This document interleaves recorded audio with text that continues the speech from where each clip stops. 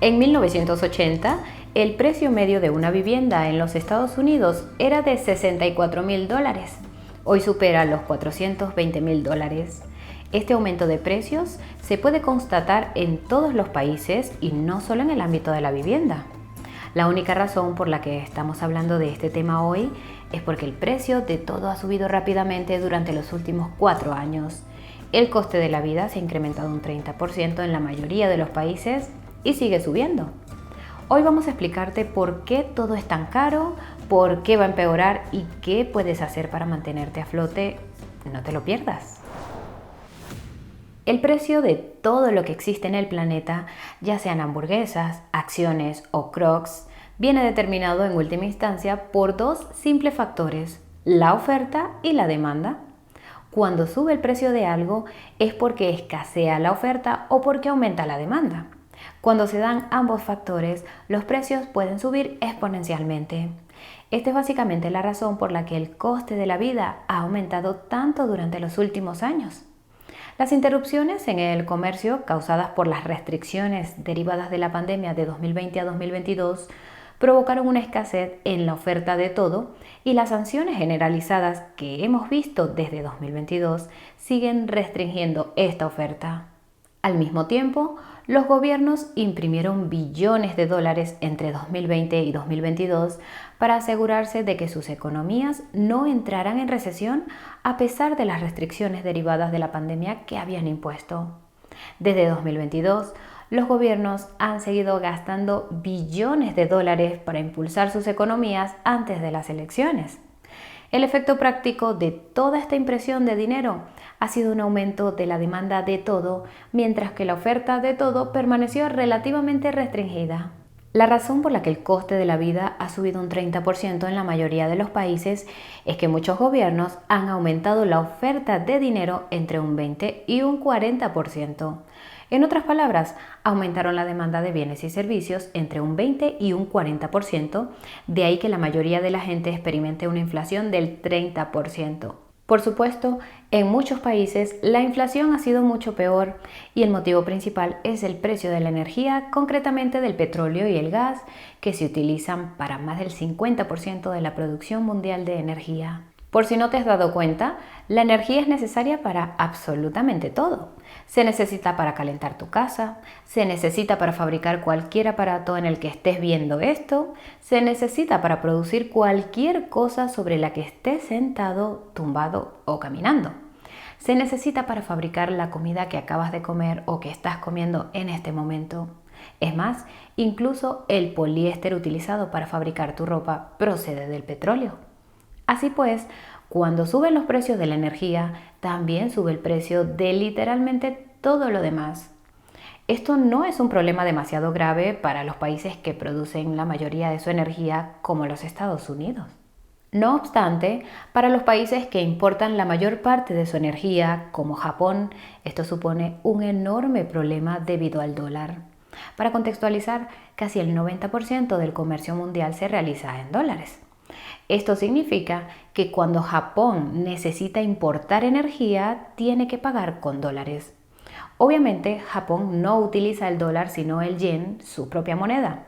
Esto significa que necesita vender yenes para comprar dólares para comprar energía. No obstante, como acabamos de aprender, el precio de todo lo que existe en el planeta viene determinado por la oferta y la demanda. Esto también es cierto para las monedas. Cuando suben los precios de la energía, aumenta la demanda de dólares en los países que necesitan importar la mayor parte de su energía.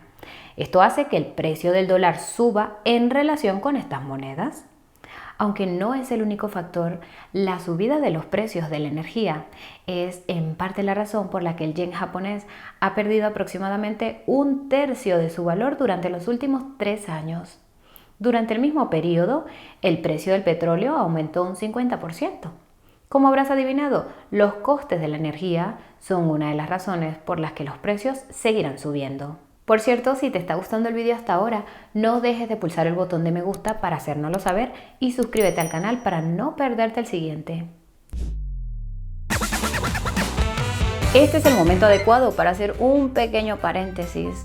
Hoy tenemos que hablarte de la página de ofertas de Coinburo. Allí encontrarás las mejores ofertas del sector de las criptomonedas. Para empezar, te proporcionamos bonificaciones de hasta $40,000 en algunos de los mejores exchanges.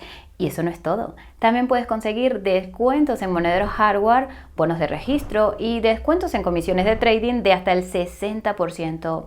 Increíble. Para encontrar todas estas ofertas, date una vuelta por nuestra página web o sigue el enlace que dejaremos en la descripción. Volvamos a la energía. Si has visto nuestro vídeo sobre toda la locura que está ocurriendo en Nigeria, sabrás que los precios del petróleo se hundieron entre 2014 y 2016, arrastrando consigo a la economía del país centrada en el petróleo. También sabrás que este hundimiento de los precios del petróleo se debió al repentino aumento del suministro de petróleo procedente de los Estados Unidos. Lo que tal vez no sepas es que el hundimiento de los precios del petróleo tuvo como consecuencia una inversión insuficiente en la industria petrolera. La bajada de los precios del petróleo hizo que las empresas petroleras no fueran tan rentables, por lo que los inversores dejaron de invertir en ellas. Para intentar atraer a los inversores, estas empresas empezaron a invertir más en recompras y dividendos. Lógicamente, esto significa que en la última década se ha invertido mucho menos dinero en nuevos suministros de petróleo. Como referencia, en 2014 se invirtieron unos $900,000 millones en nuevo suministro de petróleo. Desde entonces, la inversión anual en este ámbito se ha acercado a los $500,000 millones, casi un 50% menos. Mientras tanto, la demanda de energía ha aumentado simultáneamente casi un 20% durante la última década y es probable que este aumento de la demanda se acelere. El motivo es una combinación de países con grandes poblaciones que incrementan su nivel de vida y las necesidades energéticas de tecnologías punteras como la IA. Tómate un segundo para considerar que menos del 10% de los 1.400 millones de habitantes de la India tienen aire acondicionado. Se calcula que más del 50% de los indios tendrán aire acondicionado en 2037, posiblemente antes. Del mismo modo, cada uno de los chips de IA de vanguardia de Nvidia consume tanta energía como un hogar estadounidense y se están fabricando millones. Por si aún no ha quedado claro, la demanda de energía va a explotar y la oferta de las mayores fuentes de energía, petróleo y gas, probablemente no será suficiente dada la década de escasa inversión en nueva producción. Ahora añade sanciones que dificulten la compra de petróleo a grandes productores como Rusia. Ni qué decir tiene que esto es algo que todos los gobiernos comprenden, no es ciencia espacial, solo oferta y demanda. Pero por desgracia, muchos gobiernos han optado por apostar por fuentes de energía intermitentes y poco fiables en lugar de impulsar más inversiones en petróleo y gas. Además de que esto ha encarecido la energía debido a todas las infraestructuras adicionales y fuentes de energía de reserva que hay que crear, también ha enviado una señal clara a la industria petrolera y a sus inversores. Ni te molestes en invertir tu dinero en nueva producción porque el petróleo desaparecerá en 2030. Y no solo se trata de los gobiernos. Gestoras de activos como BlackRock, que poseen gran parte de la riqueza mundial, han rechazado la industria del petróleo y el gas debido a su ideología ESG. Incluso los principales medios de comunicación reconocen que esta ideología ESG es en gran parte la causa de que haya habido tan poca inversión. Si estás interesado, encontrarás más información sobre este tema en la descripción. Ahora bien, lo irónico es que muchos gobiernos e incluso muchas gestoras de activos han empezado a dar un giro de 180 grados con respecto al petróleo y el gas. Un ejemplo de lo primero es la declaración del gas natural como ecológico por parte de la Unión Europea, mientras que un ejemplo de lo segundo es la salida de JP Morgan de varios grupos ecologistas empeñados en acabar con el petróleo. Para los gobiernos, este giro se debe a que empiezan a darse cuenta de que sus economías necesitan petróleo y gas para funcionar. Para las gestoras de activos y los megabancos, el giro se debe a que están empezando a darse cuenta de que las empresas de petróleo y gas serán probablemente algunas de las inversiones más rentables durante la próxima década a medida que los precios de la energía sigan subiendo. No te equivoques, es muy probable que los precios de la energía sigan subiendo. Se necesitan más de $5 billones de inversión en nueva oferta solo para cubrir la demanda actual. Dado que la energía se necesita para todo, esto significa que es probable que el precio de todo siga subiendo también, pero esto es solo el lado de la oferta de la ecuación. Mientras que la energía es el principal componente de la oferta de todo, el dinero es el principal componente de la demanda de todo. Como hemos dicho antes, la mayoría de los gobiernos no dejaron de imprimir dinero después de la pandemia, solo dejaron de hacerlo los bancos centrales. Los políticos han seguido imprimiendo y mucho. Aunque la mayor parte de esta impresión de dinero se destina a construir infraestructuras útiles que deberían reducir los costes a largo plazo, a corto plazo está provocando una inflación persistente. Sencillamente porque todo el dinero que el gobierno inyecta en la economía acaba inevitablemente en todo lo demás. Y lo que es más importante, ese dinero acaba entrando en activos como los bienes inmuebles. Para entender por qué, imagina lo que ocurre cuando un gobierno contrata a una empresa constructora para que construya un puente. Esta empresa posiblemente utilizará ese dinero para contratar a cientos de trabajadores. Probablemente les pagará bastante debido a la escasez de trabajadores y pagará más a sus ejecutivos. Estadísticamente hablando, estos trabajadores gastarán la mayor parte de sus ingresos en bienes y servicios, restaurantes, alquiler, un vehículo nuevo, etc. Lo más probable es que la mayor parte del dinero que se gaste vaya a parar a una gran empresa y que parte de ese dinero se entregue a los ejecutivos y se utilice para recomprar acciones.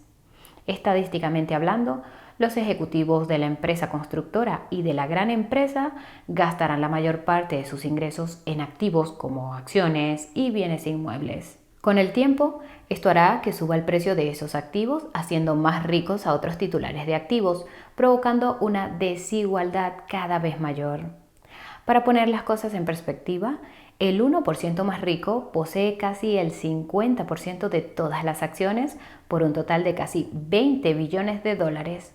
Si lo amplías al 10% más rico, entonces poseen casi el 90% de todas las acciones. Esto podría tener algo que ver con el hecho de que el salario medio de un director general es 344 veces superior al del trabajador medio. En cualquier caso, lo más importante es que cuando los gobiernos imprimen dinero, la mayor parte acaba yendo a parar a los activos y a los bolsillos de sus propietarios. Este vínculo es más directo de lo que parece, ya que los contratos públicos suelen concederse a los amigos de los políticos o a sus mayores donantes. No obstante, esto solo explica la demanda de activos. La demanda de bienes y servicios depende de la renta media.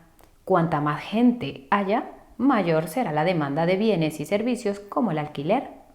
El elefante en la habitación es la inmigración, que está aumentando en muchos países. En cuanto a la inmigración legal, Canadá es un ejemplo extremo.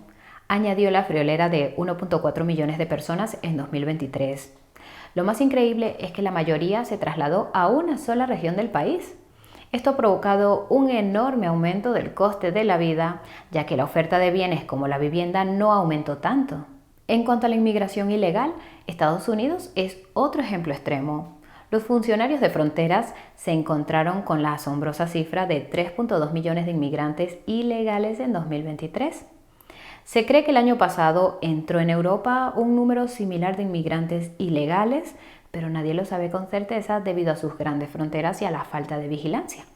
En cualquier caso, la cuestión es que muchos países han experimentado un aumento significativo de la inmigración legal e ilegal durante los últimos años. Esto ha dado lugar a un aumento igualmente significativo de la demanda de necesidades cotidianas como alimentos, vivienda, asistencia sanitaria y trabajo, lo que según muchos ha supuesto una contención de los salarios. Y como la oferta de bienes y servicios como la comida, la vivienda y la asistencia sanitaria no ha aumentado lo suficiente para satisfacer esta demanda, los precios han subido para todos. Por tanto, los precios de los activos seguirán subiendo debido a la impresión de dinero, mientras que el precio de los bienes y servicios seguirá subiendo debido a la inmigración. No te equivoques, esto no es culpa de los inmigrantes ni siquiera de los ricos. El motivo es que ambos son consecuencia de una fuerza aún mayor que está causando tanto los problemas de oferta relacionados con la energía como los problemas de demanda relacionados con los activos, bienes y servicios. Esta fuerza mayor es precisamente la razón por la que probablemente seguirá escaseando la energía y por la que probablemente seguirá aumentando la inmigración. ¿Y cuál es esa fuerza mayor? En pocas palabras, la deuda. Se calcula que la deuda mundial supera los 300 billones de dólares, pero esto solo rasca la superficie de la burbuja de la deuda. Solo la deuda de derivados se estima en más de $1 trillón. Todo lo que necesitas saber sobre los derivados a efectos de este vídeo es que están respaldados por activos. Si el valor de los activos que respaldan los derivados y otras deudas baja, o en algunos casos sube, entonces estos derivados pierden valor y hay que vender los activos subyacentes. Lo creas o no, la deuda pública, también conocida como bonos del Estado, es una forma popular de garantía, especialmente los bonos de los Estados Unidos. Lo que esto significa es que para que las deudas existentes sean sostenibles, los precios de los activos deben seguir subiendo y la economía debe seguir creciendo, porque si no lo hace, se creará un dominó de impagos de deuda. Esto significa que los bancos centrales y los gobiernos deben seguir imprimiendo dinero y aumentando la inmigración. Canadá, una vez más, resulta ser un ejemplo perfecto. Tiene el mayor nivel de deuda de los hogares en relación con los ingresos para los países más grandes del mundo. La mayor parte de esta deuda está en la vivienda, que se encuentra en una burbuja. A su vez, todas estas hipotecas fueron emitidas por bancos que probablemente las utilizaron como garantía para otros activos. Esto significa que Canadá no puede permitir que baje el coste de la vivienda, porque de lo contrario su sistema bancario implosionará bajo toda la deuda hipotecaria. A su vez, esta implosión de la vivienda y la banca canadiense provocará probablemente impagos de deuda en los Estados Unidos, dado lo interconectados que están ambos países, y finalmente los Estados Unidos están conectados con todo el mundo. Así pues, Canadá debe seguir imprimiendo cantidades obscenas de dinero y debe seguir permitiendo una inmigración prácticamente ilimitada, porque de lo contrario podría provocar el hundimiento de todo el sistema financiero global. Lo mismo ocurre en la mayor parte del mundo occidental, sobre todo en Europa, el Reino Unido y los Estados Unidos. Lo que pasa es que el ciudadano medio probablemente no va a soportar esto.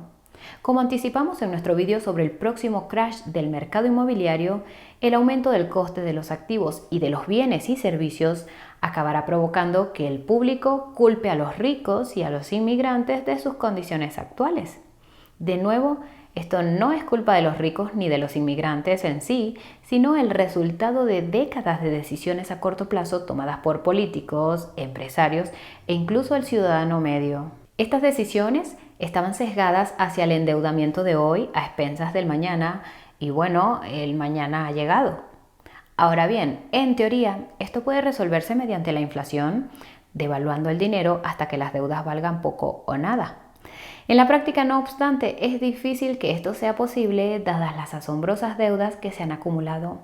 En realidad, la única solución es dejar que se produzca el hundimiento y reconstruir a partir de los escombros. Si la historia sirve de indicador, probablemente no haya mucho que podamos hacer para detener la tendencia que se ha puesto en marcha. El motivo es que forma parte del ciclo creado por la naturaleza humana, un ciclo que a menudo tarda generaciones en desarrollarse. Por desgracia, parece que llegamos justo a tiempo para experimentar la peor parte. Afortunadamente, hay formas de atenuar el impacto que tendrá en nuestra vida cotidiana. Eso significa no solo minimizar el aumento de los costes de los activos, bienes y servicios, sino también minimizar nuestra exposición a la política de riqueza e inmigración, que podría polarizarse hasta el punto de provocar una guerra civil o transfronteriza. Esto nos lleva a la gran pregunta: ¿qué puedes hacer para hacer frente al aumento del coste de la vida? La respuesta implica abordar los 3 elementos de los que hemos hablado: los costes energéticos por el lado de la oferta y los activos y los bienes y servicios por el lado de la demanda. La forma más sencilla de abordar estos factores es mudarse a un país que tenga abundante energía, que no imprima demasiado dinero y que no tenga una inmigración incesante. Esto es más fácil de decir que de hacer, porque muchos de los países que cumplen estos criterios no son necesariamente lugares en los que te gustaría vivir. Dado que la deuda es el principal motor del aumento del coste de la vida, cabe suponer que los países menos endeudados son los que deberías tener en cuenta. Entre ellos están Brunei, Kuwait y las Islas Caimán, así como Burundi, Rusia y al parecer también Palestina. Ten en cuenta que hablamos de la deuda de los gobiernos. En el caso de la deuda de los hogares, la lista incluye a México, Letonia y Hungría y también a Ucrania, Pakistán y Sierra Leona. Cada uno de estos países tiene sus pros y sus contras, lo cual es quedarse corto en algunos casos. Para los que no podáis mudaros, lo mejor que podéis hacer es plantearos trasladaros dentro de vuestro país a un lugar que tenga menos probabilidades de verse afectado por los factores que provocan la subida de los precios. Podría ser una región con energía más barata, menos inflación de los precios de los activos o menos inmigración. Algunos lo llaman el campo. Hablando en serio, si no puedes trasladarte dentro de tu propio país, tienes que intentar estar lo más cerca posible de la impresora de dinero. Esto significa trabajar en industrias muy financiadas por el gasto público o en industrias afines que se beneficien de su impresión de dinero. Del mismo modo, podrías invertir en las empresas que tienen más probabilidades de recibir contratos o subvenciones del gobierno. Puede que no estés de acuerdo con lo que hacen estas empresas, pero hazte la pregunta más importante a la hora de invertir. ¿Quieres tener razón o quieres ganar dinero? O en este caso, ¿quieres mantenerte a flote? Alternativamente, si crees que tienes poder para cambiar la situación de tu país, intenta pedir a tu gobierno que invierta en fuentes de energía fiables y constantes. El motivo es que cuanta más energía tengas, más baratas serán las cosas. Recuerda que se necesita energía para todo. Esto no significa hacer lobby a favor de las empresas de petróleo y gas. En muchos países, el petróleo y el gas son incluso menos viables que la energía eólica y solar. En esos países, la nuclear es la mejor opción y la única razón por la que no se fabrican reactores es por las regulaciones que puso en marcha la industria del petróleo y el gas, entre otras industrias. En serio, búscalo. En fin, aumentar la energía no solo reduciría los costes, sino que también impulsaría el crecimiento económico, es decir, aumentaría la riqueza general de todos los habitantes del país. Con suficiente productividad, es posible salir de toda la deuda acumulada, reduciendo la desigualdad y estabilizando la inmigración. Por si sirve de algo, parece que algunos países están empezando a darse cuenta de la realidad de la situación. Los primeros que lo aborden serán los más beneficiados. Asegúrate de estar atento a estos acontecimientos, aunque no te interese la política. Va a ser un mundo interesante cuando termine esta parte del ciclo. Y si juegas bien tus cartas, puede que acabes en la cima cuando se asiente el polvo. Y hasta aquí el vídeo de hoy. Si te ha parecido informativo, danos un me gusta. Si quieres mantenerte informado, suscríbete al canal y a sonar esa campanita de notificación. Si quieres ayudar a que otras personas sepan por qué todo es tan caro, tómate un segundo para compartir este vídeo con ellas. Dicho todo esto, muchas gracias a todos por acompañarnos hasta el final. Nos vemos muy pronto. Chao, chao.